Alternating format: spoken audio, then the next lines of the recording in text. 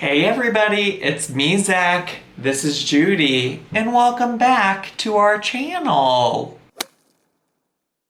Hey everybody, I am so happy to be back today, and today we're going to talk about Shane Dawson, surprise, and his comeback to YouTube. In particular, he made an appearance on his fiance Ryland's channel, and so people are talking about, oh my god, come back.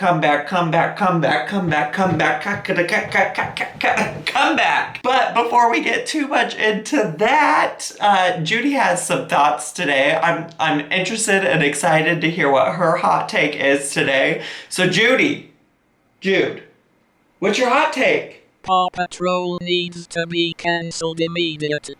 Okay, I was not expecting that, but listen, I'll take your word for it. So if you don't know, yesterday Ryland Adams released a video called Our Bedroom Makeover Reveal. And it is currently at 1 million views, and it has 105,000 likes versus 18,000 dislikes. So that's about like 20% of his likes versus dislikes. Like, if you combined it all together, it's about 20%. I don't know, I don't do math. Y'all know shit's never adding up for me. Overall, the point of the video is that Ryland was making over their bedroom because Ryland wanted to entice Shane to spend more time there, because apparently Shane doesn't like to spend a lot of time in the bedroom. Spicy.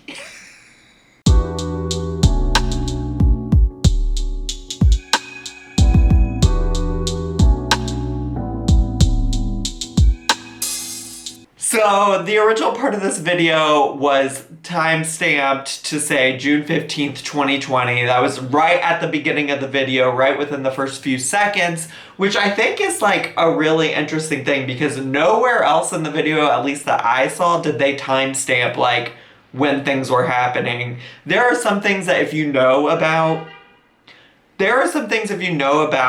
them at all that you can kind of piece together. So for instance, at the very end, they mentioned that Morgan is there for her birthday, or Morgan's family's there for the birthday, or something along that line, and Morgan's birthday's in August. So overall, the video spans June through August. So this is something that Ryland's been working on. We knew actually that he was working on it because in the video that he made about like meditating and his first video back post all the Shane drama, he mentioned that he had been working on renovating the bedroom and that was a video that he was going to post as well. A lot of folks kind of have thought that this was weird, that, you know, this was happening back on June 15th in the month of June. And I am also agreeing that this is kind of weird that this was all happening in the month of June, because on June 19th, 15th, I can't remember what the date said in there specifically, but around that time, Shane Dawson was like posting on Twitter about his conspiracy relaunch, and he had talked about the video he had posted with the demons. That's what was going on Twitter. And a few days later is when everything really kicked off with the Tati drama, the drama with the Smiths, all the allegations that came out, and eventually I think it was something like June 26th is when he ended up posting the video called Taking Accountability. So for me, I think the timing is weird, and I think it's weird that they made sure to indicate that this was happening at that time, but then didn't say anything about any of that drama happening in the video. I also, though, think this matters because it really sets up a juxtaposition for the two different Shanes we get in this video. So we see Shane at the very beginning of the video, and we see Shane at the very end of the video. And in my opinion, the two Shanes we see are very different. Granted, Shane at the end of the video, it was such a small clip. We really didn't see a whole lot of him, but it was two very different Shane Dawsons. So let's start with Shane at the beginning of the video. So when we moved into our house, I was so excited because our bedroom is really large, but then I found it problematic because it's very square. And I feel like most bedrooms are rectangular if they're large, so you have like the bed area and then a seating area, this is a little bit different. Yeah, most bedrooms don't have, like from when I grew up, and I know all the comments, here Shane goes again talking about being poor. I get it. I'm not poor anymore, but when I was poor, having a bedroom that is a shape is like, that's already like grateful for that. I know, well, it's a luxury. So let's not shame the shape. No, I'm very grateful for our large room, and we both worked very hard for the large room. You've been on YouTube for over a decade. 15 years of hate comments. Ooh, got me a big old square room.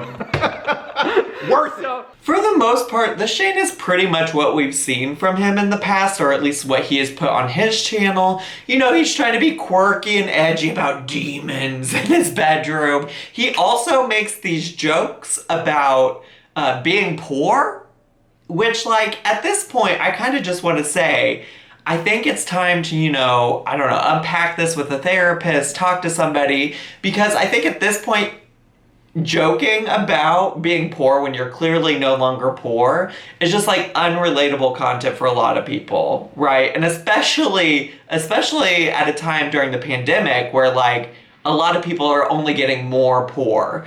You know, I can't say that I don't relate to the concept of being poor or that like I haven't experienced that in my life, but currently that's not my experience, and I'm not gonna be on here making jokes about it and acting like it's so casual now that we're just completely renovating this huge ass bedroom, which like honestly that bedroom may only be slightly smaller than the entire square footage of my Chicago apartment, okay? So like to hear him just like flippantly doing that, including that he knows that he's gonna get hate about it and that he's gotten hate all of these years. For 14 years he's been dealing with hate on YouTube. And then Ryland said, you know what, we're gonna keep this in the video. It just was a little bit off to me. It might have been a no for me, dog. It might have been a no for me. And now let's jump to the end of the video, Shane.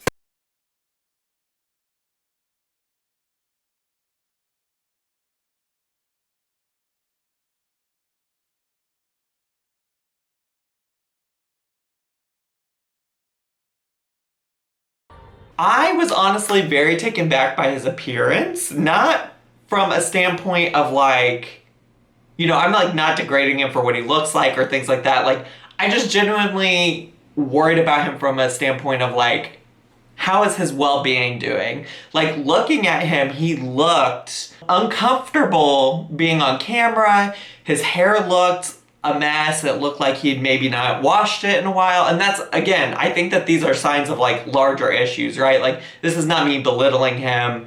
I think that a lot of times things like that can be, you know, the signs of like other mental health struggles, issues, etc. going on. So I'm not like trying to belittle him. My point here is that it was concerning seeing him like that. Like I was taken back by his appearance and how he looked on camera. And again, we know that this Shane at the end of the video is probably very far removed from the Shane that happened in June, right? Like we had just got done with Morgan's birthday, something or another happening. So we kind of know that like this is Shane in a post-alleged canceled world, okay? You know, I don't know what I really want to take from that, just that I don't know.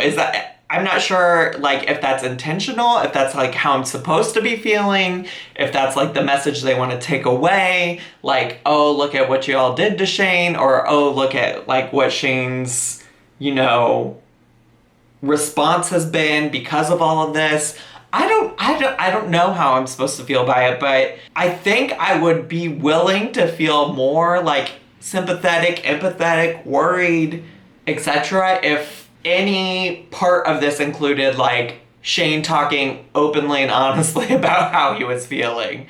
And maybe that goes into like kind of like what my overall thoughts about this video were. So overall, I really thought that the video was fine. It's whatever. I don't personally really relate to being rich and redesigning like a whole huge ass bedroom in my home. Like that's just like not something that resonates with me. I also in general don't have an eye for interior design. It's not something I particularly care about. Noel actually cares way more about it than I do personally. So it's hard for me to really relate to all of that. I'm gonna be honest, when I clicked on this video, it was 100% because I wanted to see if Shane Dawson was in it. I wanted to see, if he was, what he had to say. And 3, I wanted to see if Ryland had any more to say, because I think that he didn't really take a whole lot of accountability in the last video. I'll link my thoughts about that video and the video I posted somewhere down below in the iCards, whatever, wherever. But I don't overall feel like he really took as much accountability as he could. And again, I'm not saying that Ryland or Shane or Morgan or anybody related to them has to give up posting forever. In fact, on my last video and just in general, what I've seen on the internet is people have referred to Shane as being canceled. People have said on my last videos, they're like, well, what more do you want him to do? Hasn't he done enough? Which, I think that's arguable if he's done enough or not. I mean, truly time will tell. And I think that that's why I'm interested in, him showing up in this video, because I think it's one thing to apologize, and that it's your future actions. What are you doing? What are you going to do differently? How are you going to make change? How are you going to make an impact in helping the people who are negatively impacted by your behavior? I mean, time is going to tell. But when we talk about cancel culture, and I want to say that this upcoming thing I'm about to say is not an original idea. There are lots of people on the internet who have said this. But let me be clear. Cancel culture implies that, you are somehow losing your platform.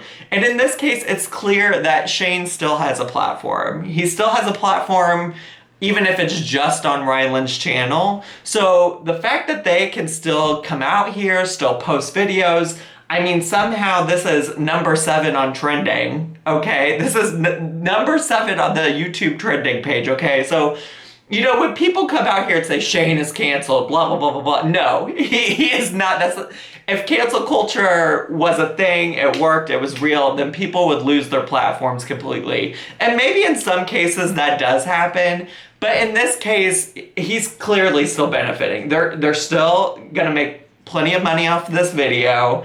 It's number 7 on trending. It has 105,000 likes. They still all have over 1 million subscribers, okay? So, nobody's been canceled here officially. People have just asked for accountability. And let's be clear about that. And I think that it's okay if people still want some accountability, because the whole thing that was weird about this video is that it was filmed vlog style, and it was clearly intended to let us know that they started filming this in June, right? That they put the timestamp there that this started in June.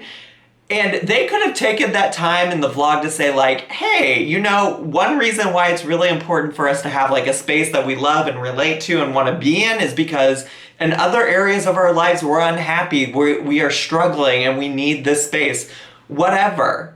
I think that's also why it's really hard to relate to caring about the bedroom and this fancy chandelier that they put in, and the new bed, the sconces. Ryland used the word sconce, and I was like, oh my god, that feels like something that old people say, boomers. I was not expecting. I mean, it's a thing. I guess I would have just called it a light fixture. I don't know. This is seriously not the most important part of this video, but I know some of y'all are going to be in the comments why are you picking him apart for saying sconce? I really don't care. I just thought it was interesting, amusing to me. Sconce feels like such an old person thing. Anyways, I guess what my point is, though, is that, you were vlogging this, and I think it would have been such a good opportunity to be hey, while we're doing this very real thing that's already in the books in our life, I already budgeted for all of this, and I'm working on all of this, wow, all of this other stuff happened to us. Can you believe? Here's kind of how we're working on this or working through this. And I just think it's so weird that this is a vlog where we are supposed to be getting some kind of inside look into Ryland's life, but there's no acknowledgement of this. There's nothing where we address the fact that during this time of filming, something went on major in Shane Dawson's life. And I think that part's weird. Honestly, the whole video kind of feels like a parent trying to put vegetables into like a tastier dish to make it palatable. And for me, this feels like, you know, because like parents try to introduce veggies that way because sometimes kids aren't the biggest fan of like peas.